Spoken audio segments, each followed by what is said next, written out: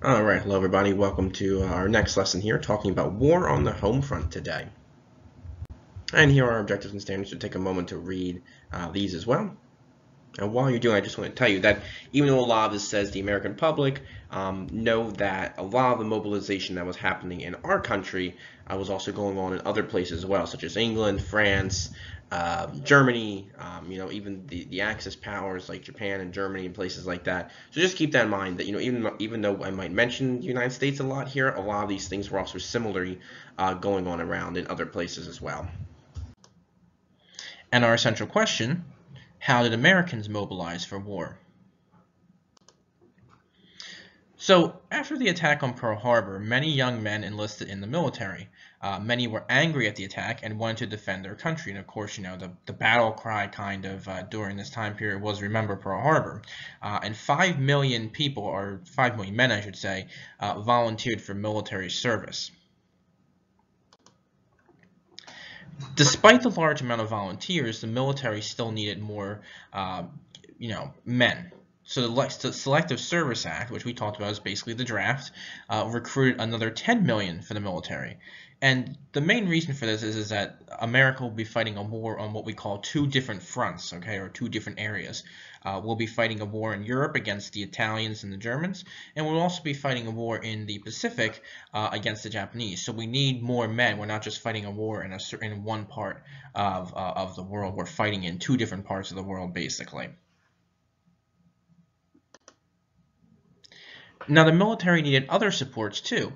So there was a creation of the Women's Auxiliary Army Corps, or the WACC, which provided women opportunities to join the war effort in non-combat roles, which means they weren't fighting on the battlefield, okay? They worked as nurses. They could work as ambulance drivers. They worked as radio operators, electricians, and yes, even sometimes pilots. So women are also going to join the war effort in different ways as well, in terms of military service.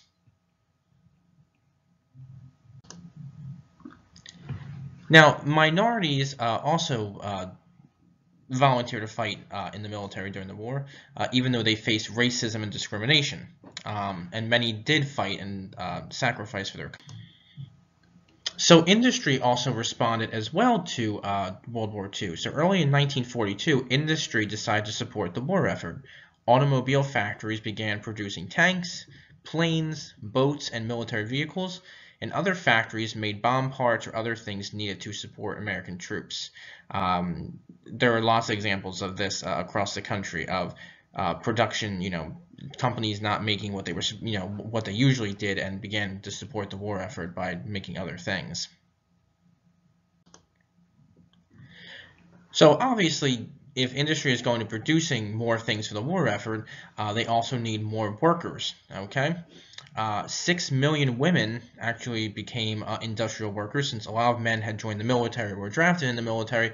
A lot of women got jobs to work in these factories.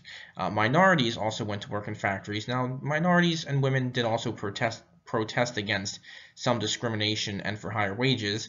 Again, we don't want to, leave that out, that, these people were still, not being treated fairly, and they did fight for equal rights as well still.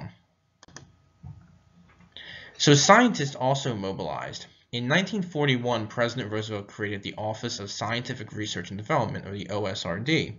Now, the main objective was to develop ways to support the war effort. So scientists improved radar, which we talked about, how radar could detect airplanes. They also created sonar, which was used for submarines to detect ships or other submarines. And they discovered new ways to protect soldiers from insects and diseases, especially in the Pacific during World War II. Men got diseases, from different insects or whatever, or the tropical climate. So they are going to develop new ways to protect these soldiers from those types of instances. Let's talk about the atomic project. In 1939, German scientists had discovered how to split uranium atoms to create a large amount of energy that could produce a very large explosion with devastating consequences.